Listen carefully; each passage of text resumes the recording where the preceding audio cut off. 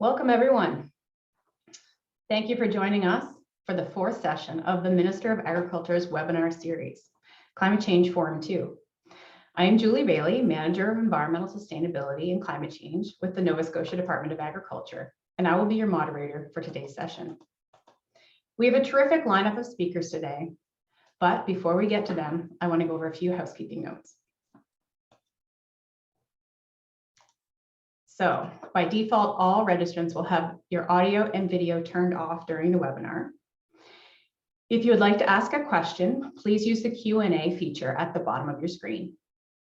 The Q&A will be monitored throughout the session and addressed during the live Q&A session happening at the end of the presentations.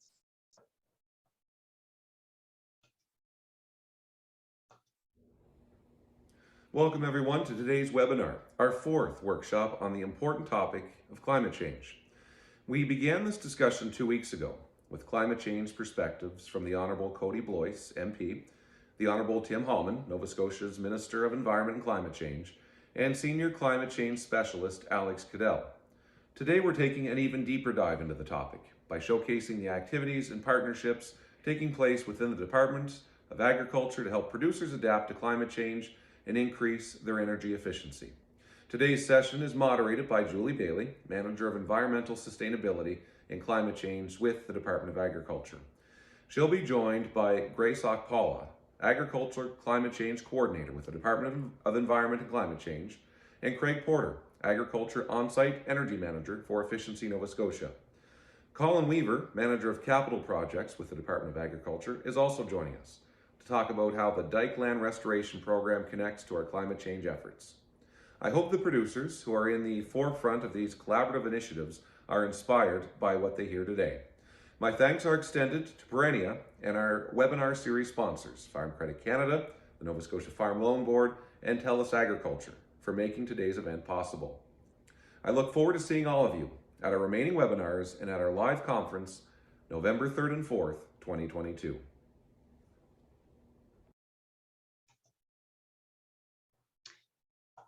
Thank you, Minister. Our series sponsors are Farm Credit Canada, the Nova Scotia Farm Loan Board, and TELUS Agriculture. They have some videos for us to watch. Food keeps our country going, and so do you. If you grow it, produce it, pack it, or move it, you're a key to our future. And we're behind you every step of the way. We're FCC, the only lender 100% invested in Canadian agriculture and food, serving diverse people, projects, and passions with financing and knowledge. If you're behind Canadian food, we're behind you. FCC. Dream. Grow. Thrive.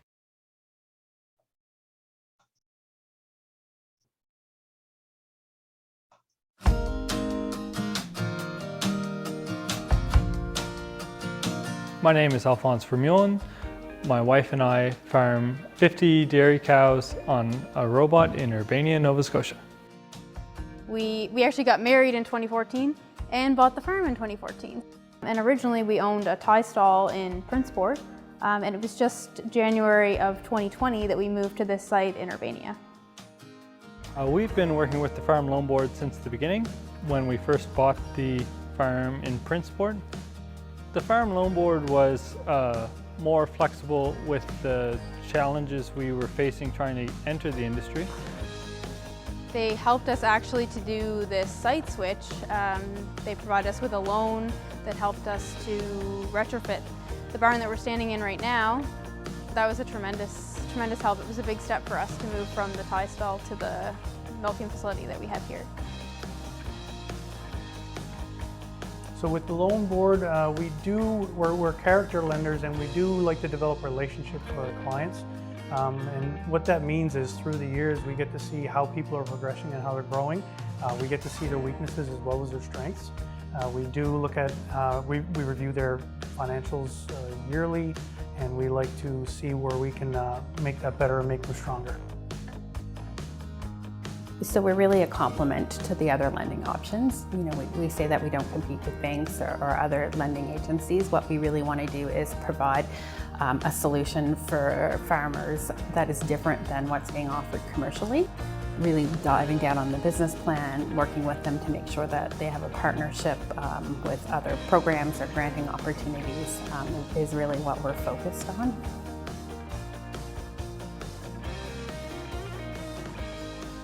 They understood a lot of things that even we didn't understand, and it really helped us navigate some tough times when you're trying to get into the industry.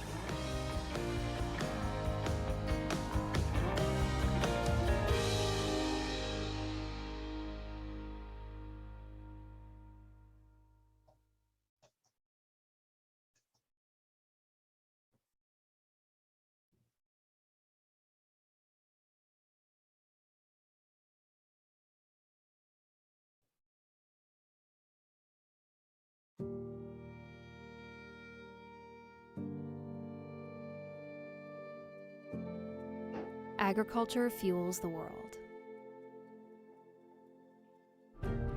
But as our food needs evolve, so will our need for information. We're making a commitment to everyone, from seed growers to grocers, to leverage the power of connection and technology, to build trust, to link systems together, and to use resources and information in new ways. We want to build something stronger for everyone, to share the responsibility by cultivating partnerships that drive the industry forward, and harvesting ideas as transformative as the first horse-drawn plow.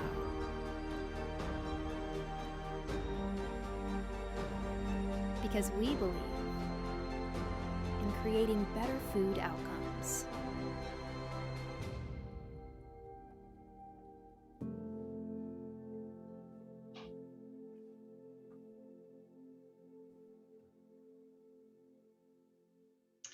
Thank you so much to our series sponsors for their support. Before we move on to the session, I wanted to remind folks that there are 3 more sessions in the series.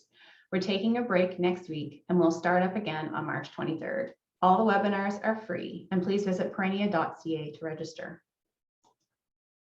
I also wanted to take a moment to mention that the 2022 Ministers Conference for Agriculture will be held on November 3rd and 4th. Registration is now open on the website. Okay, so now on to our session. Our speakers include Grace Akpala, Agriculture Climate Change Coordinator with Nova Scotia Environment and Climate Change, Craig Porter, Agriculture On-Site Energy Manager with Efficiency Nova Scotia, and Colin Weaver, Manager of Capital Projects with the Nova Scotia Department of Agriculture. I'm going to start the session today with a presentation on climate change initiatives that we have on the go at the Nova Scotia Department of Agriculture, and I will be presenting with Grace Akpala.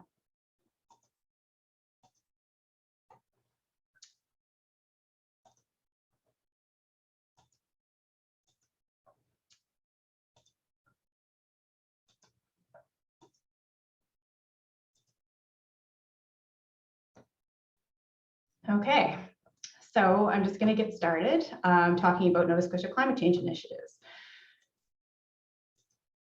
So to give you some context, there have been multiple federal announcements and commitments on climate change over the past year, including many for agriculture.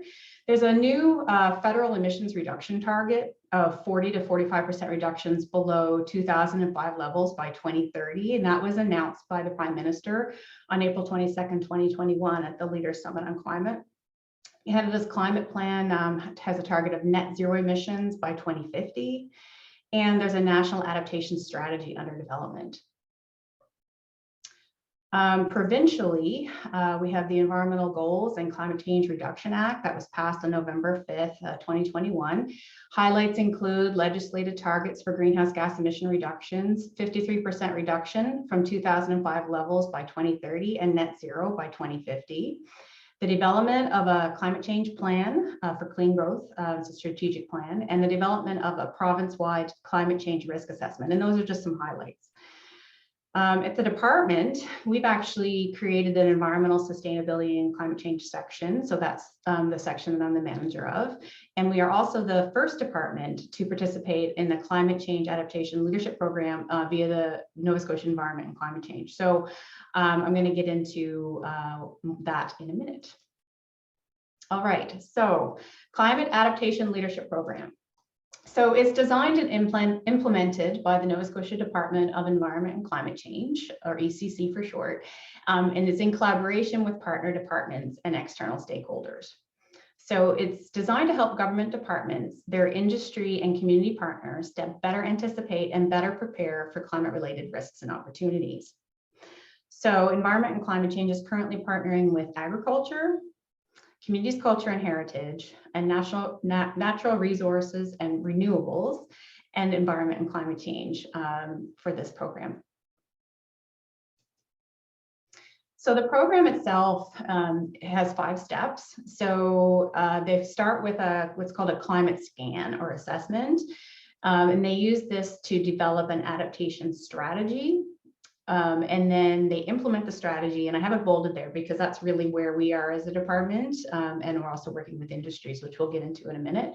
And then we build a monitoring and evaluation system. We've also done some of that as well, and we make a plan to sustain the action. So the CALP program is actually funded by provincial and federal government. So for partner departments, they participate in a structured learn by doing process co-designed and facilitated by ECC. They get a full-time coordinator that's co-located at ECC and the partner department, and they get an intern or an assistant coordinator based at an external partner organization. So for us, we have Grace of Pala, who is our full-time coordinator, who's based out of Environment and Climate Change. And we actually have a person Katie Stokes, who's actually at Prairie as well. So they lead and support the process. And we gain exclusive access to online and in-person learning curriculum. And we access support for grant writing and fundraising, and form joint governance structure with environment and climate change senior leaders and external value chain partners. So with this one, I just want to say that the Climate Adaptation Leadership Program is collaborative and it's outcome focused. We actually consider adaptation to be an ongoing process, and it requires iterative decision making. We assess, act, monitor, reassess, act, monitor, etc. So it's not like, it doesn't have like a start and end like a typical project would. We do develop long-term partnerships and formal structures to make progress towards outcomes rather than just the completion of projects. And CALP is actually a capacity building initiative, and it seeks to build capacities across the department, partner industries, and communities. And there is an engagement across all organizations and along value chains to ensure meaningful change that doesn't end at the individual level. So step 1 was the develop of a climate scan or an assessment. So we did this work back in 2017, 2018. We did, again, like I mentioned, it was a collaboration between the department and ECC. We essentially did some surveys, and the purpose was to identify which elements of the department's operations were most sensitive to climate change and how to develop a plan to effectively position the department to minimize risk and take advantage of opportunities. And then we developed an adaptation plan. We had 5 outcome statements that we developed, and I'm going to talk about those in a little bit. So where are we now? We're in implementation. So we've actually created an internal working group called the Agricultural Champions of Environmental Sustainability, or the acronym's ACES. So we're the champions of climate change and environmental sustainability within the department and externally. I'm the chair of this group, and there's quite a few department staff that are participating in this activity. And the ACES members have developed a work plan to address those 5 outcomes that I'm going to talk to now. All right, so outcome 1 is essentially the department and agricultural industry are accessing and sharing appropriate climate information, which is supporting research and decision making. So I've called it climate information for short. The second one is the department programs and activities take climate change into consideration. So I call that number 2, a climate lens. Number 3, as all department staff are more aware of the implications of climate change to their core functions and are appropriately addressing the risks and opportunities climate change presents. So I call that climate change awareness. And number 4 is the department is minimizing service interruptions due to climate change. Number 4, minimizing service interruptions. And number 5 is the Nova Scotia agriculture industry is better prepared for climate change. So that's industry prepared. So examples of the ACES work done to date include a jurisdictional scan of climate data services and tools. Climate Atlantic has recently launched. So Team 1 will be looking into collaboration opportunities with Climate Atlantic. Team 2 has developed a climate change lens to identify climate change opportunities and risks in programs. Team 3 has developed and launched a department-wide climate change baseline awareness survey and provided climate change awareness training and staff meetings. And we're working on an education climate change module. So that's under development, working with environment and climate change on that. Team 4 has developed a climate change risk register for the department services and tested it on one of the sections so far with plans for a broader rollout. And the next 2 slides will focus on Team 5, so industry preparedness, and there are 3 industry scans that are in progress. So I'm now going to transition over to Grace, who's going to share more work on industry preparedness. Thank you, Julie. Thanks everyone for joining us today. My name is Grace and I am a program coordinator with climate change, and I've been partnering with the Department of Agriculture on their work in the ACES work and also for the industry preparedness as well. So continuing what Julie said, yes, outcome 5 of the ACES plan is looking at industry preparedness for climate change and how do we support industry to prepare and build resilience for climate change. So to kickstart that process, there was an expression of interest that happened in 2020, and basically to seek interested industry groups and associations that meets the criteria for partnering with ECC. After the EOI process, 3 industry groups went through the process and they were confirmed as partners. So currently they are cattle and sheep industry, Christmas trees, and also the horticulture industry. So these 3 industries are currently in the scan process and are partners in CARP. So what they get as part of that, they get a coordinator, which I'm one of them, and also an assistant coordinator that helps each partner industry through the structured learn by doing process. Each industry group has a team that we work with them to go through this process, and we also help to facilitate and support collaboration between ECC, Department of Agriculture, and also the industry themselves. Next slide, please. So just a little bit of detail on what each of the industry scan team looks like. So basically for each industry group, we are working with 3 of them.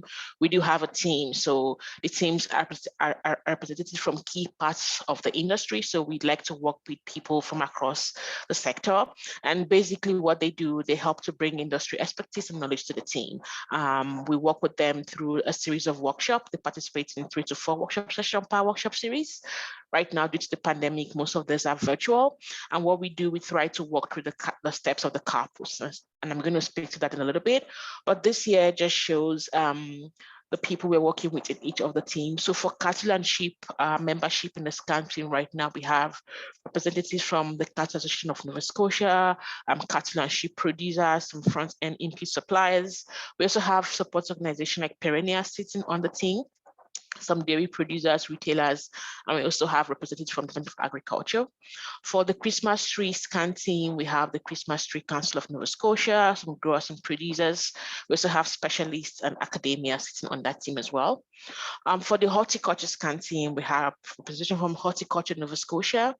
We have some growers, some producers, processors, some academia. We also have specialists from Prairie as well.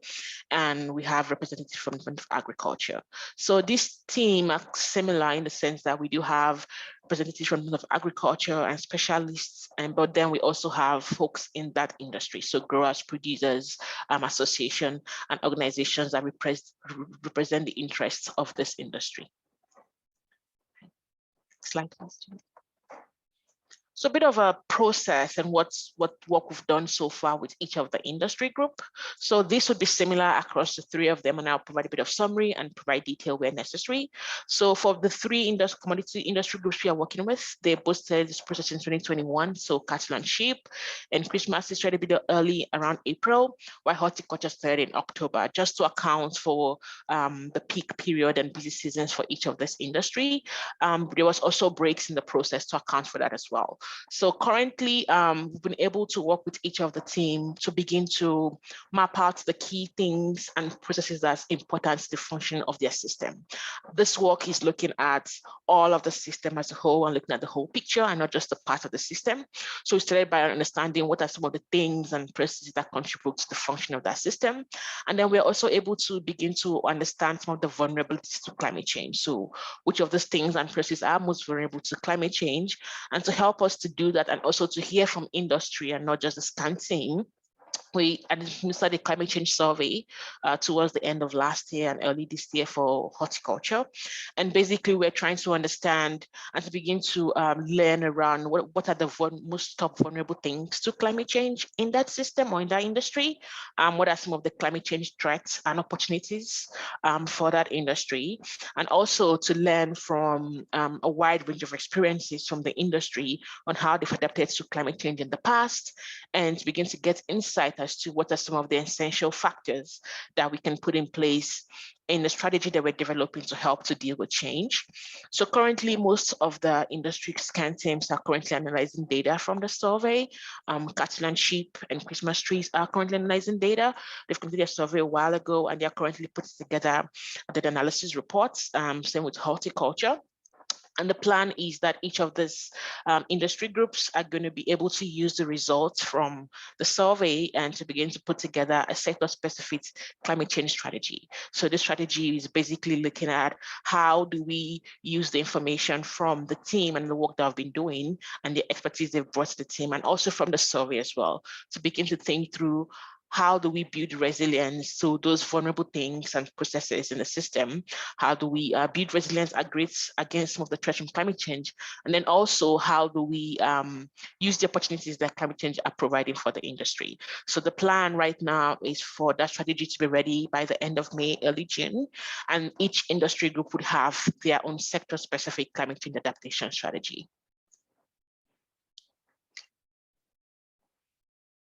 And I'll pass it on to Julie to speak to other climate change initiatives that's happening in the department.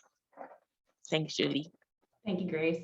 Okay, so there are other climate change initiatives on the go at the department. I just want to speak a little bit to some of the influences from the federal government.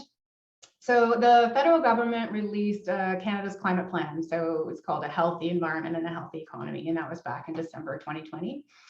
And Canada's climate plan builds on the Pan-Canadian Framework for Clean Growth and Climate Change that was announced back in 2016. And it contains strengthened and new federal policies, programs, and investments to cut pollution and build a stronger, cleaner, more resilient and inclusive economy. So the department has been involved in many ways. Collaboration, information review, identification of opportunities and risks, and input on a variety of initiatives and funds. For example, the Clean Fuel Standard is a regulation to reduce carbon content in fuels. The proposed standard was released on December 19, 2020, and the department has participated in engagement sessions and multi-department discussions on Nova Scotia impacts. Climate Smart Agricultural Fund is another one, and an example under that would be the Federal Ag Clean Tech Fund. And I know that Craig Porter, who's going to be speaking, has been helping producers with accessing that fund. Natural Climate Solutions is another funding program, and an example of a program under that one is Living Labs. So I know the Federation is working hard on the Living Labs initiative, and the department's actually on the steering committee for that and has provided some staff support for developing those applications. Canada's climate plan has also committed to the development of a national adaptation strategy, and they're working with provincial, territorial, and municipal governments, Indigenous people, and other key partners. So we've actually been targeted for engagement on that, and there'll be public engagement coming up in the coming months. So I previously mentioned the Climate Adaptation Leadership Program. In addition to the work being done through the Department Climate Adaptation Work Plan, staff are also participating in the water sector scan. So the idea there is to develop a climate change adaptation strategy for the fresh water in Nova Scotia. So we do actually have department staff that are part of that scan process. The Canadian Agricultural Partnership provides federal and provincial funding for agricultural programs. And so, for example, under that, the Nova Scotia Agricultural Energy Partnership Program funds the on-site energy manager for agriculture at Efficiency 1. So that's Craig Porter, who's going to be speaking. So this program provides support for our agricultural industry to assess energy efficiency and conservation options, access funding programs, and implement improvements. The Agri-Environmental Program, which includes the Environmental Farm Plan and the Soil and Water Sustainability Program, support many best management practices, and these have multiple benefits, including climate resilience, carbon storage, enhancing biodiversity, and water quality protection. Another program that supports climate change outcomes is the Agri-Cleantech Fund. So that's a $5 million investment that supports the adoption of clean technologies that help reduce greenhouse gas emissions, improve energy efficiency, promote sustainable and clean growth, and increase value-added agricultural production. Land protection and capital projects will be highlighted in this session, so I'm not going to go into depth here, but there is a lot going on, so Colin's going to be speaking to that. And I do have a slide on the Geothermal Initiative, which I'm not sure if many of you have heard about. Okay, so the Geothermal Initiative it's essentially a partnership with the Department of Natural Resources and Renewables, and Department of Fisheries and Aquaculture is actually also a partner in this. So we have a project manager. It's the Offshore Energy Research Association, which has just announced today that they are launching Net Zero Atlantic is actually how they're going to be pivoting. So they are a project manager for this project. So we have done a few different initiatives around geothermal. So geothermal, what I'm talking about here is not ground source heat pumps. I'm talking about deep well geothermal, like drilling down several kilometers to access warm and hot water. So if you go down a couple of kilometers in Nova Scotia, you may find 60 degrees Celsius water. If you go down even farther, maybe 3 kilometers to 5 kilometers, you could get 90 degrees Celsius water. So we actually have this huge resource of hot water that can be used for heating and maybe even electrical generation.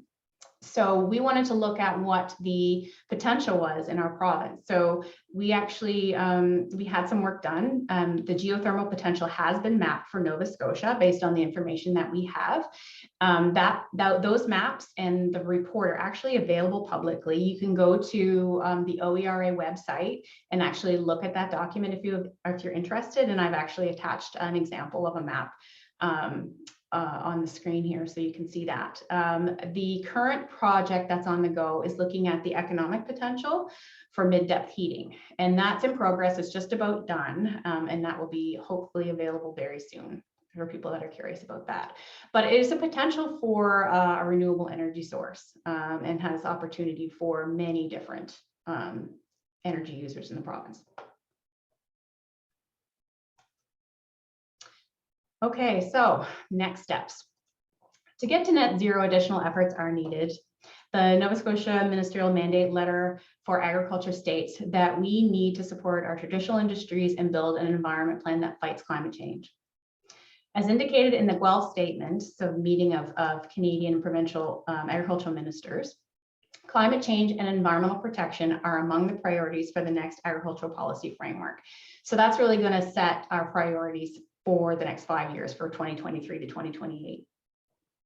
Our governments have committed financial and in-kind support for the Climate Adaptation Leadership Program, and agriculture was the first pilot department to participate in this program. We have secured a 1-year extension for Environment and Climate Change Coordinator supporting the Department of Agriculture, and are working on securing resources and support for implementation of industry climate change adaptation strategies.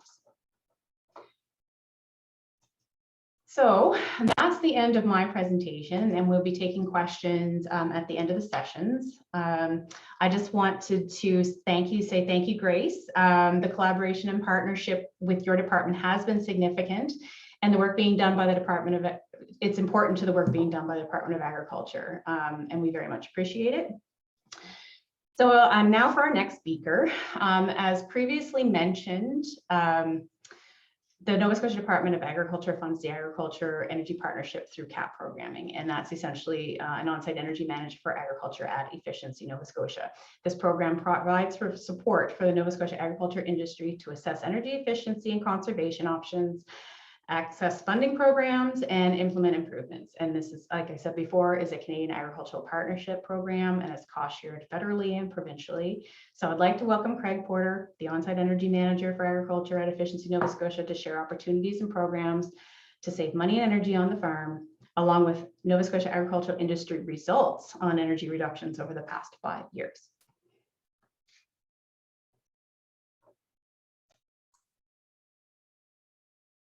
Thank you, Julie.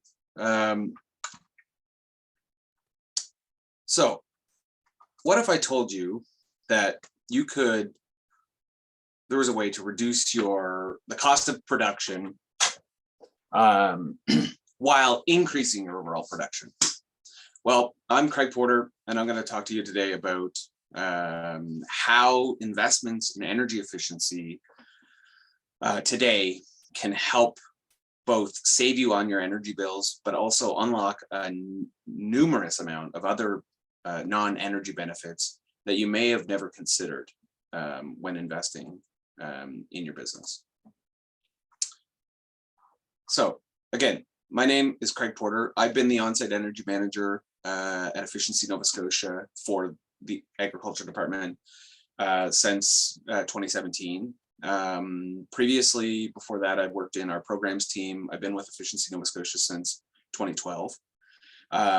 Over the past 4 years or 4.5 years working as the on-site energy manager, I've worked with numerous farmers, different agribusinesses, folks in the Department of Agriculture, the Nova Scotia Federation, as well as industry association, engineering firms, contractors, basically everybody who's anybody within the agriculture sector that talks about energy.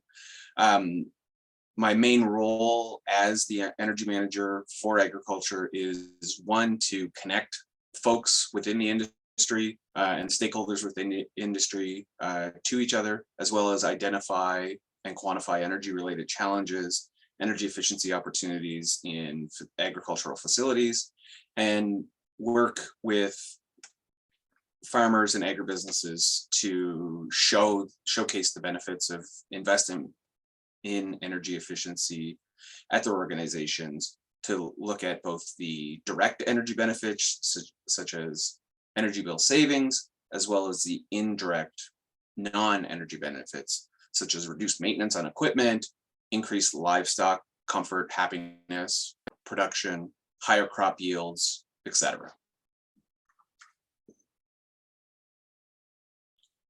So on top of that, one of the other things that I do, again, is the primary role for as an on-site energy manager, is to drive results. So this means identifying projects, working with farmers to identify their energy efficiency opportunities.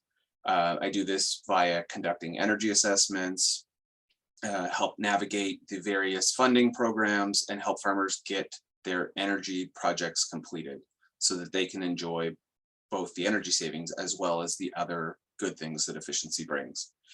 I also work closely over my past 4 years with the Nova Scotia Provincial Exhibition in Truro and the Truro Raceway to develop a detailed energy management plan and help facilitate a number of federal and provincial funding applications for energy efficiency upgrades, with both of those programs coming in at about $1 million each. I also work closely with the Nova Scotia Clean Technology for Agriculture program to conduct both on-site and virtual energy assessments for all interested farms. I also help them to identify and quantify and report on the energy savings potentials of all of their projects, as well as the greenhouse gas emission reductions for any projects that they were looking to do, which drove rapid outreach and uptake for the program. In addition to that, I've worked on several research and innovation projects and activities to help both myself and Efficiency Nova Scotia better understand the opportunities and energy savings potential for specific energy systems in the agriculture industry, which will and has been used to inform future programming. So to give you some examples on some of these details, we examined the reverse osmosis systems for the maple industry to look at quantifying what energy savings potential there are on the evaporators for switching to reverse osmosis systems. We conducted a refrigeration study to look at all of the energy efficiency opportunities in agricultural cold storage. We looked at the dairy robotic milking systems to understand the energy consumption of robotic milkers versus traditional milking systems such as parlors or tie stalls. We've also looked at options for access to three-phase power for a lot of the rural farms that don't currently have access to three-phase through the use of different technologies such as solar and supplementing with batteries. We also did a full-scale review of Efficiency Nova Scotia's agricultural rebates to better align the eligibility requirements and market indicators with what I'm seeing out in the field, to essentially led to rebate increases on various measures, as well as looking at adopting new measures in the future that we can provide incentives on. So some of the common opportunities that I see are found in basically every system and facility. So lighting is one of the big things that I see in almost every agricultural facility I go into. Heating and cooling is another big factor. That's with the use of heat pumps compared to traditional fuels, putting variable speed drives on pumps, motors, and fans to reduce the overall energy consumption of those measures. Looking at refrigeration systems, whether it's the evaporators or condenser systems, or increased insulation in refrigerated spaces. And then we also see some very specific opportunities depending on the farm type, such as dairy equipment. So all of your commonly found dairy equipment, such as plate coolers, the milk refrigeration units, and heat recovery units.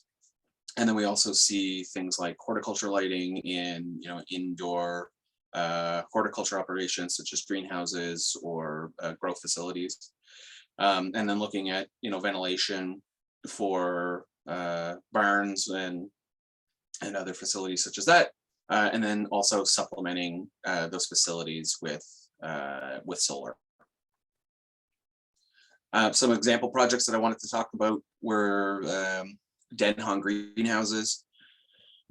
So in 2020, Denhan completed the installation of horticulture LEDs in their 8-acre greenhouse. This is the first project of its kind in Nova Scotia, and allows Denhan to lengthen their growing season to 365 days a year, while also providing them a steady cash flow, where previously they were a seasonal grower. They're now doing it all year round.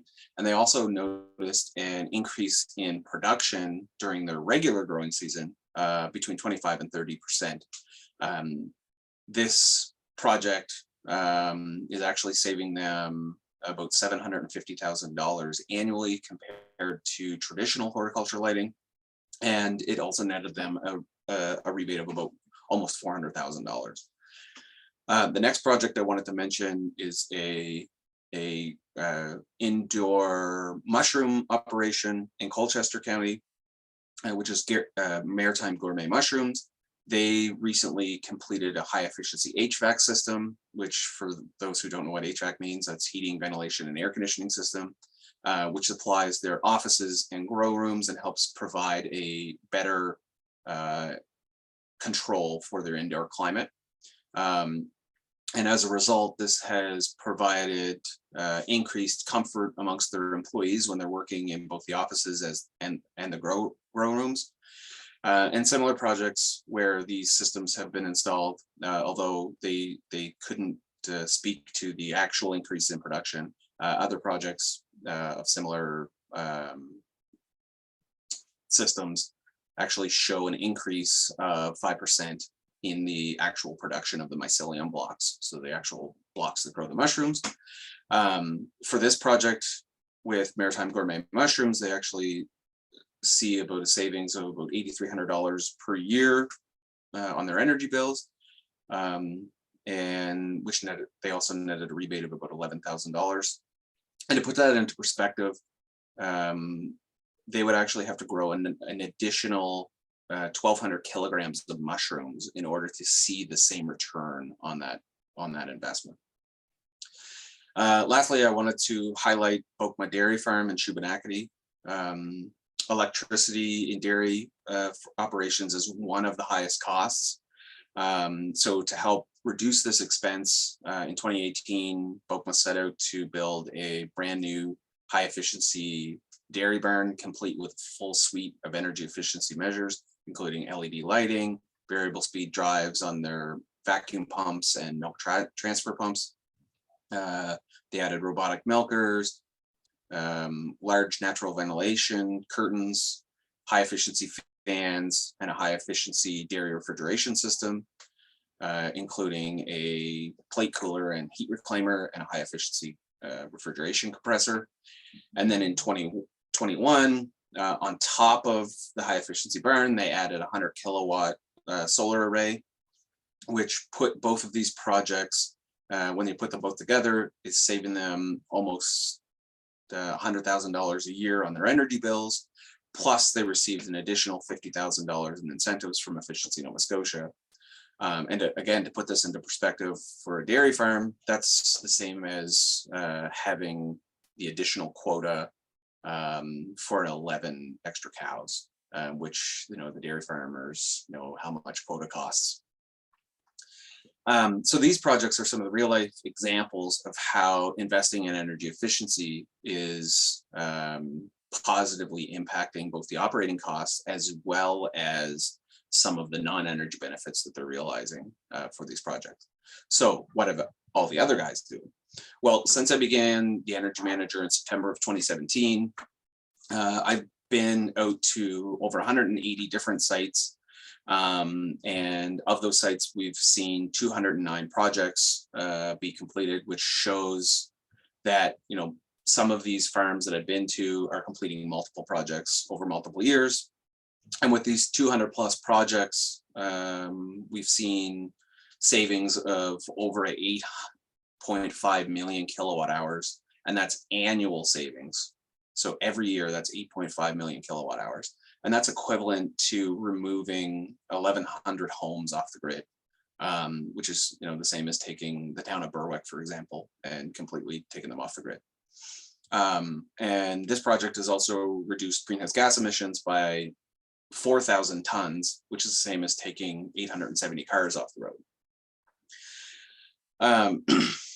Meanwhile, these activities have also helped save not only their power bills, which is about $1 million a year in annual electric savings, but we've also gave them an additional $970,000 in direct incentives that go right back into the industry.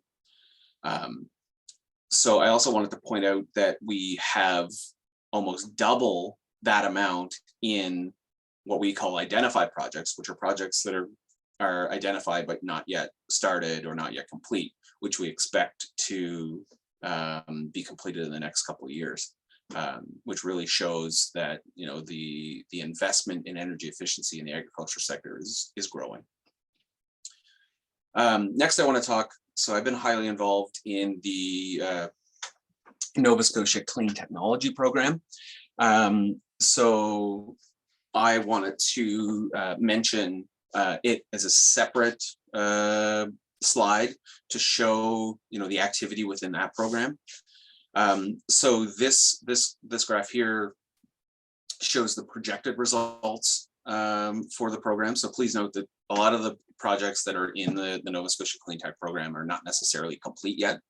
So these are, based on the projects coming in to me for my review. These are the project numbers and savings for these projects, assuming that all of them will complete within the time frame of the program.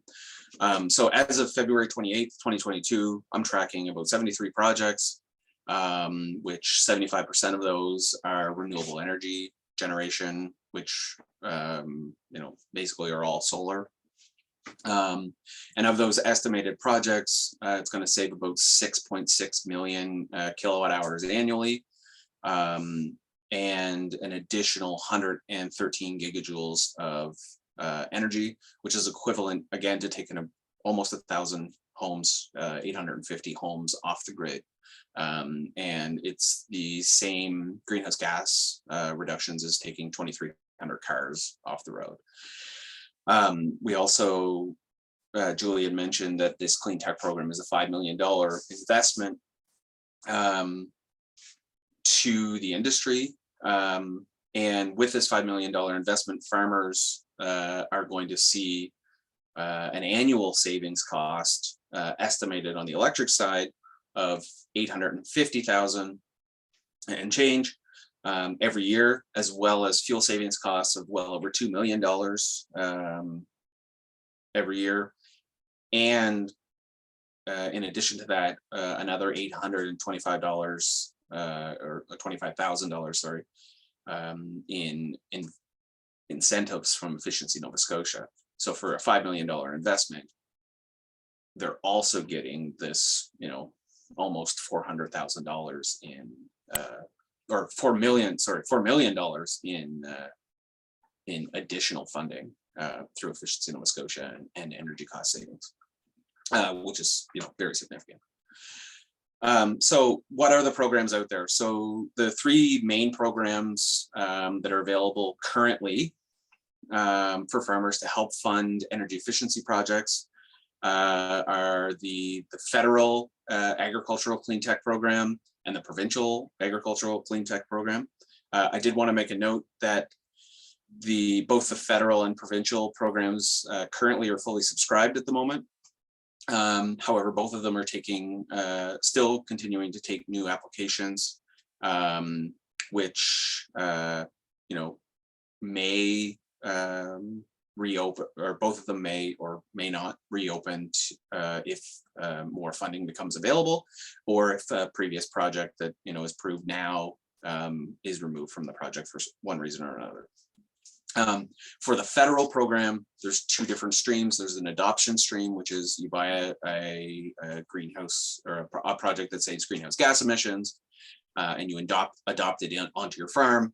There's funding for that. Or there's the research and innovation stream, where it's designed for the development of a product or a service that will save greenhouse gas emissions in an entire sector or subsector of the agriculture industry.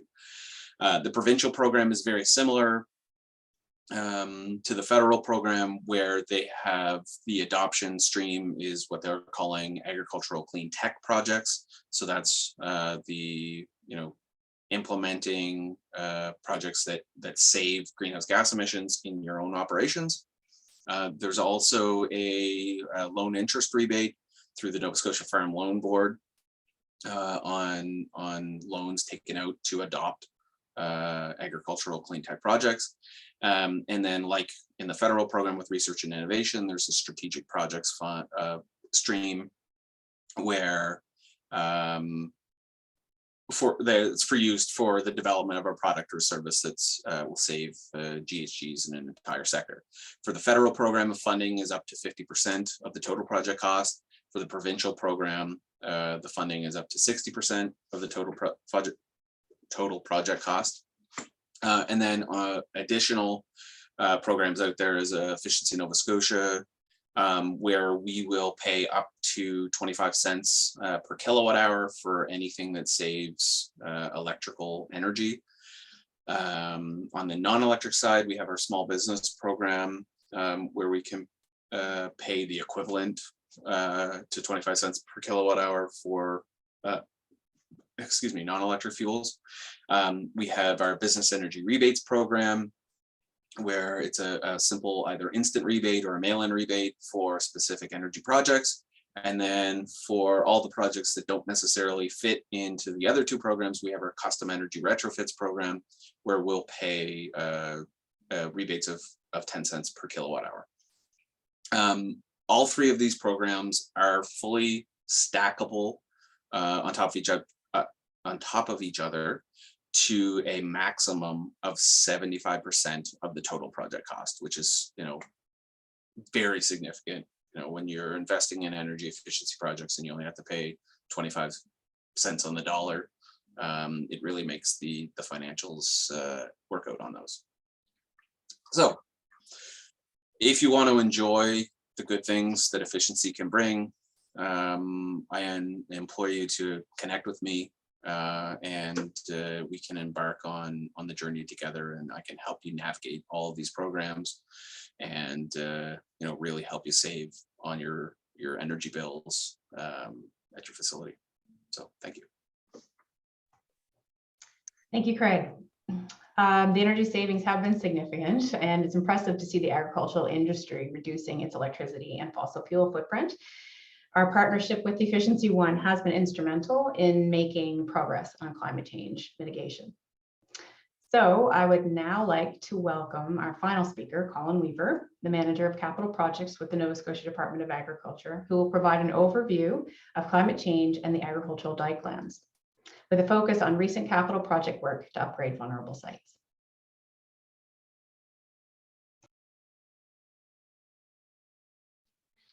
Thanks, Julie. As mentioned, my name's Colin Weaver, and I am the Manager Capital Projects with the Department of Agriculture and responsible for the Dikelan System upgrade project. So in Nova Scotia, we do have 81 agricultural marshlands protected by about 240 kilometers of dike and 250 abattoirs. And in total, those marshlands encompass 17,400 hectares of protected land and approximately 14,000 hectares of arable land.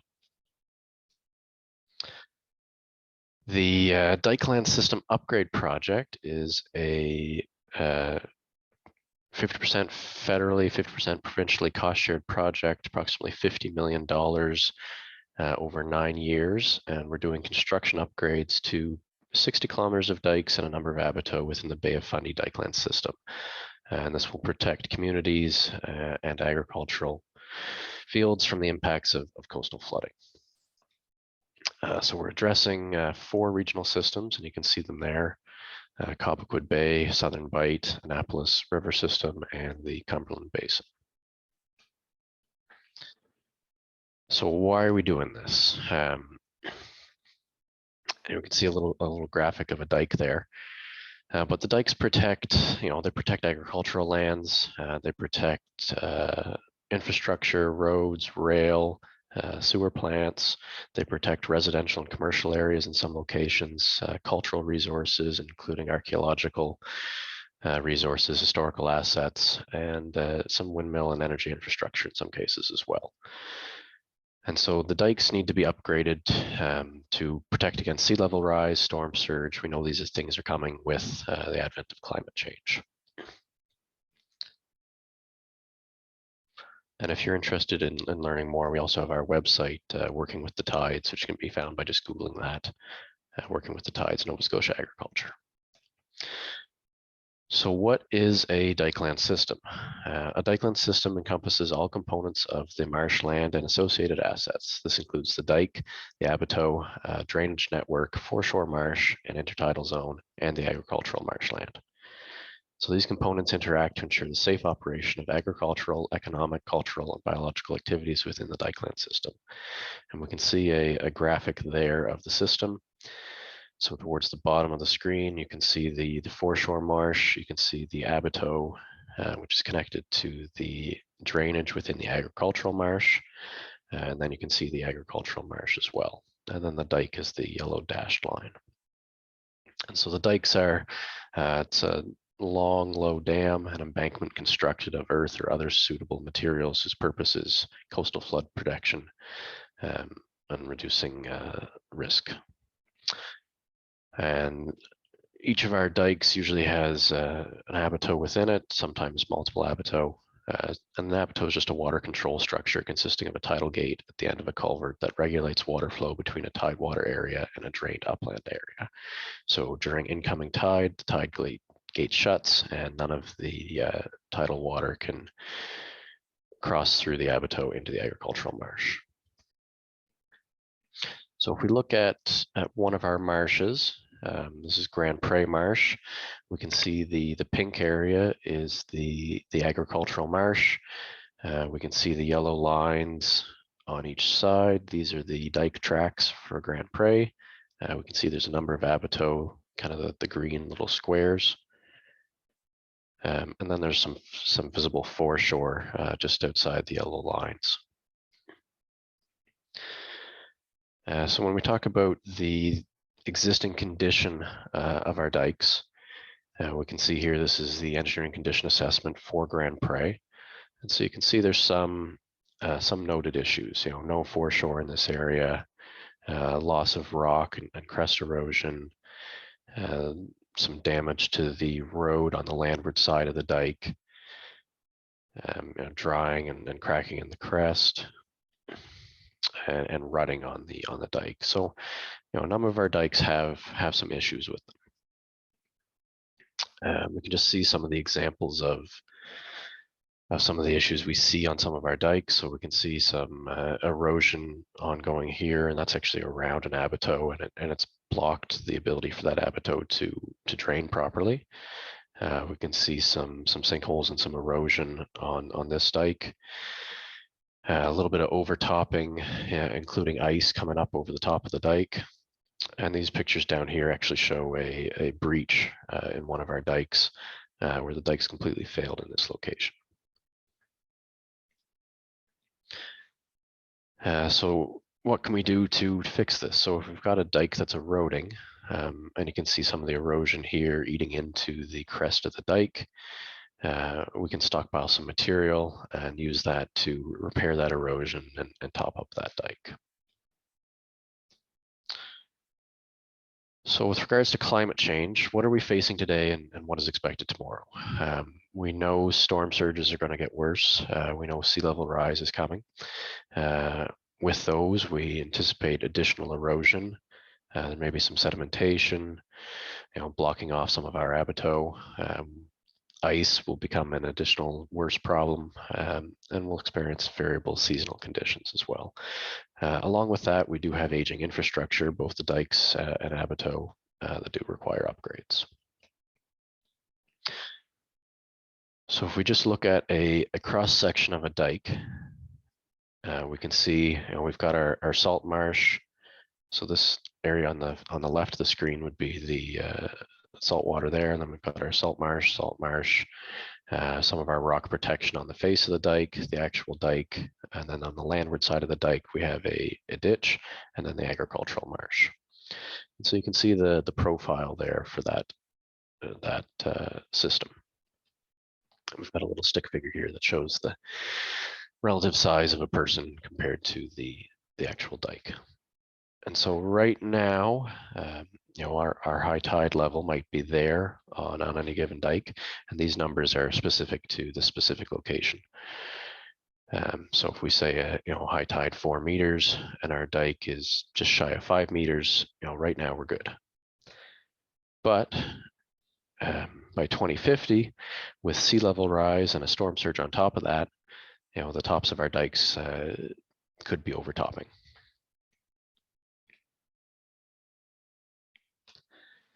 So what tools do we have in the toolbox? So through internal knowledge and collaboration with subject matter experts, so that'd be engineers, scientists, researchers, NSDA has developed a suite of 7 Dikelan System design upgrade options. And these can be implemented either individually or in any combination. Design options are determined through various technical analysis, stakeholder engagement, and MIGMA consultation. And the feasibility of a given option is determined through the core stages of a project. So our project identification includes preliminary data collection, topographic survey, an archaeological resource impact assessment, and an engineering condition assessment. We then move into a conceptual design, which generates 3 viable design options. Once one of those design options is selected, we move through preliminary design and final design, eventually ending with a construction-ready project, and then moving to construct that project. So what are the 7 kind of broad categories that we've got? Dike reinforcement, dike realignment, tidal wetland restoration, abattoir upgrades and rehabilitation, abattoir construction, drainage improvements, and management plan. So for dike reinforcement, we'd be looking at increasing the overall height of a dike. That'd be through dike topping, so adding earthen material to the top of the dike and promoting vegetative cover. It could include armor rocking. So in the bottom left there, you can see armor on the seaward side of the dike.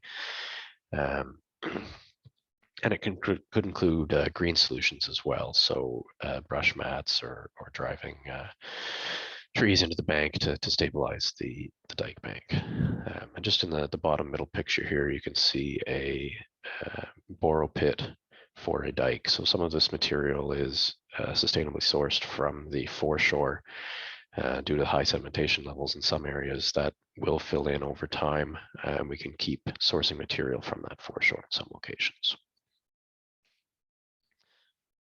We may be looking at dike realignment, so shifting dikes to reduce impacts along vulnerable sections. This also has the benefit of increasing foreshore, and natural foreshore helps with wave attenuation and can reduce the damage and risk of overtopping on a dike. So on this side, you can see we have a vulnerable portion of the existing dike sticks out into a river. A new alignment could cut that section off, generating additional foreshore in that area and reducing the risk of erosion along the existing dike. Tidal wetland restoration. So this may include decommissioning an area of marshland or realigning a dike, allowing inundation of tidal waters and enabling restoration of tidal wetlands. So you can see in this picture here, we've got an existing dike, and then a portion of that's been realigned to permit restoration of tidal salt marsh. For abattoir rehabilitation and construction, this could include slip lining of existing abattoir, might include gate replacements for damaged gates or upgrades to gates, head wall repairs, and life cycle extensions to existing abattoir. It could also involve construction of new abattoir in a new location or complete replacement of existing abattoir. And you can just see here, this is one of our existing abattoir, and we've got some head wall extensions and repairs on both the inlet and outlet end. So drainage improvements may include modification or improvement of overall site drainage to increase the ability to route overland flow to the main outlet drain, so that'd be the abattoir, and provide adequate outlet conditions to the receiving waters. So this could include ditching, dredging, foreshore modification, and potentially land forming as well. And you can just see some examples of some ditching work, culvert installation, and some dredging work to clear out an abattoir. And our last option is a management plan. So this may include long-term asset management planning for land use and operations, inspections and monitoring, repairs and maintenance, flood control and drainage, vulnerability and emergency response, and preparedness planning. So we can see the dike here in the background, and this is a commercial area here. And if we look at the agricultural marsh, we can actually see this commercial area is within the marsh. So management plan may include some vulnerability and emergency response preparedness and planning, knowing that we have vulnerable infrastructure within the agricultural marsh and essentially within the potential flooded area. So where are we now? We've got 16 projects that we're currently looking at. So 4 projects are in that final design stage and being prepared for construction starting this summer and fall. We've got 9 additional projects in various stages of design, most of which currently in the conceptual design phase. 2 additional projects are identified and will be entering design this year. And then 1 additional project that's been identified and still requires some additional supporting information before we start design. And beyond that, we're working on identifying our next series of projects. Thank you. Thank you, Colin. The work of you and your team is critical, and the agricultural dikelands provide flood protection for not only agricultural land, but for tens of thousands of residents and businesses and historical and World Heritage sites and Mi'kmaq communities. So now it's time to move to the question and answer portion of the session. And so feel free, everyone, to add questions to the Q&A function at the bottom of the screen. I'm going to kick things off with the first question. How is climate change currently impacting Nova Scotia agriculture? So I just want to start off by saying that there have been significant investments by the agricultural sector for greenhouse gas mitigation, especially around energy conservation and renewables. And producers are also trying out new pest management practices to adapt to the changing climate. And we are already seeing more hot days, heavier storms like hurricanes and sea level rise. There have been crop losses and damages associated with these impacts, but we've also seen some opportunities as well, such as the ability to grow in new areas and to grow new crops. So I'm going to open it up to panel members to see if they would like to add to this answer. Yeah, Julie, I'd just like to add, like, from the energy perspective, I mean, Nova Scotia is kind of a leader when it comes to energy efficiency programming, and I see, energy efficiency and renewable energy as one of the best ways to reduce our impact on climate change by, reducing the greenhouse gas emissions that we're producing. And one of the great ways to do that is, by investing in your own facilities with energy efficiency to reduce your energy consumption and then offsetting the remaining consumption with renewables. It can have a significant impact on the greenhouse gas emissions produced by your farm. So, for example, 1 kilowatt hour of electricity in the province generates about 630 grams of GHGs in the form of CO2. So that's the similar size to like a block of cheese, for example. I know that's kind of a bad example, but I mean, it's every kilowatt hour that you use is 1 block of cheese of emissions. So if you think, you're using hundreds of thousands of kilowatt hours annually, or, we saved 8 million kilowatt hours last year or over the last 4 years as a province, that's 8 million blocks of cheese worth of emissions that we haven't had, going into the atmosphere. And, that's on an annual basis.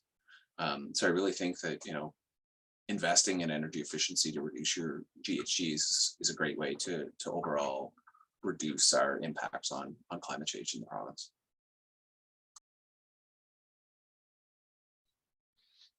And as Julie mentioned there, sea level rise and worsening storms are certainly a fact moving forward. And one of the main reasons we're looking at doing the Dikelan System upgrade project and doing these capital upgrades to our dikes is so that we have some of that added infrastructure and rebuild infrastructure that can withstand those rising tides and those worsening storms moving forward.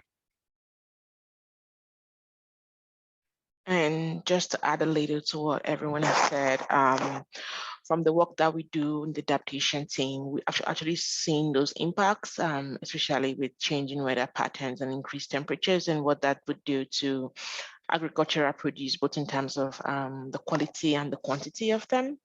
And I think also growers and producers in the industry are beginning to see some of this impact. And I think that's why the work that we're doing currently with the three industries is really, really important in trying to understand, okay, what are some of those vulnerabilities and how do we start addressing them and building capacity specific to each of the industries. So the plan and the hope is that with the strategies that we're putting together with these industry groups would help to start looking at those specific impacts from climate change and to start addressing some of them and building capacity as well, so that there are structures in place and partnerships in place that the work is ongoing, actually, in terms of climate change adaptation. It's not just like a one-off project, but that's something that's always actually an ongoing and iterative based on what we're seeing, and then we change and based on what we are monitoring and the feedback we're getting from the work that we're doing. Thank you, Grace. So we did have a question from the audience that I did answer in the text. So everybody can benefit from that if they're interested, but it was around the geothermal potential. So I actually provided the link to the actual potential assessment documents. So if you're curious about whether or not your area has geothermal potential, or if it's been identified as having geothermal potential, there is a link under the Q&A answers that you can go to see the geothermal documents.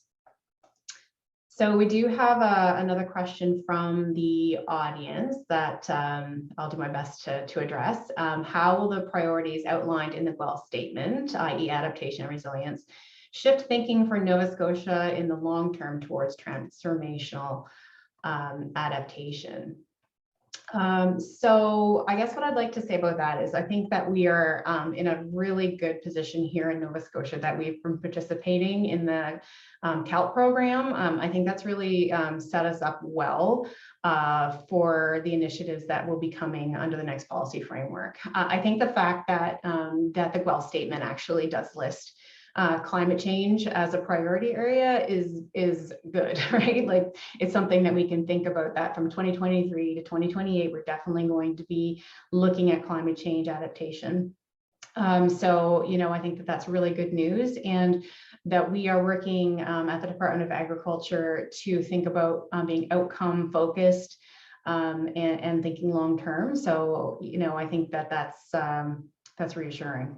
And really, that's all I can probably say right now, because the next policy framework is coming to be now. So, Grace, I don't know if you wanted to add anything on long-term thinking and being outcome focused, but know that the Department of Agriculture is working on that.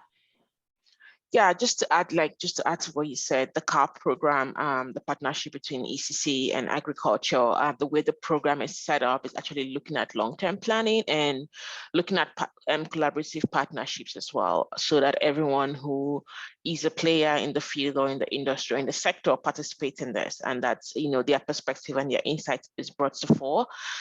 Because from my experience and from the work that we do, we know that transformational change usually happens when there are collaborative process in place and everyone is committed to doing the work and nobody is left out for the most part possible. So the way our program is set up, it does support that transformational change, transformational adaptation.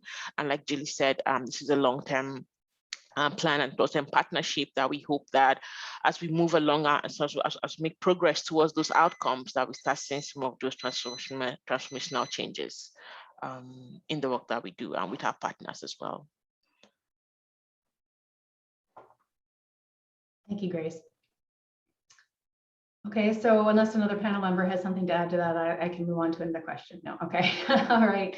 So next question from the audience is, how is data on carbon reduction and reducing energy use in the agriculture industry collected?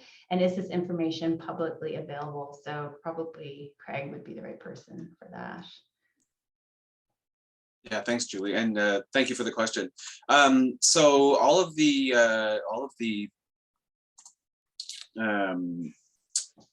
data that we use that we collect from at least all the activities that I'm working on are based on the project by project basis, tracked at Efficiency Nova Scotia in our energy management and customer management system. And then I pull reports out of that data system to, display or showcase the activities that I work on. And I present that to the Department of Agriculture. In terms of whether it's publicly available, Efficiency Nova Scotia in their annual reports does report publicly on all activities for all of their programming, where the agriculture industry would be rolled into that. It's not necessarily separated out. However, I'm not sure, maybe Julie can explain whether, how the data, once it goes to the department, where it goes and whether it's, publicly available. So we actually, we do reports, for example, in presentations, external presentations, overall numbers.